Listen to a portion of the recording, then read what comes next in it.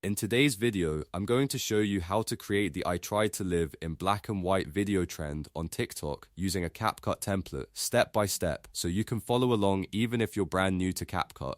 This is a super popular trend right now, and the best part is that once you know the workflow, you can make your own version in just a few minutes using your own clips. If this tutorial helps you out, go ahead and hit that like button and make sure you subscribe for more easy CapCut and TikTok editing tutorials just like this. Alright, let's jump in.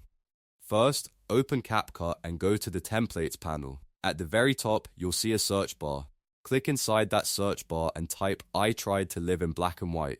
This will help you quickly find the exact trend template you want to use instead of scrolling through hundreds of random templates. Once the template appears, take a moment to preview it so you can make sure it matches the style you're going for. After that, drag and drop the template into your timeline. This loads the template into your project and prepares the edit for your footage. Next, click on the template in the timeline to expand the slots. These slots are where CapCut expects you to place your own clips, so expanding them makes it much easier to see how the template is structured. Now it's time to add your media. Click Import in the top left of the asset library to bring your local footage into CapCut. You can use photos, video clips, or any other media that fits the emotional style of the trend. Once your files are imported, drag and drop your media directly onto the timeline slots. Make sure each clip is placed into the correct slot so the template can apply the timing and transitions properly. If the template has multiple sections, continue filling each slot one by one until everything is matched. This is the part where your edit really starts to come together, because your own visuals will now be mapped into the trend format automatically.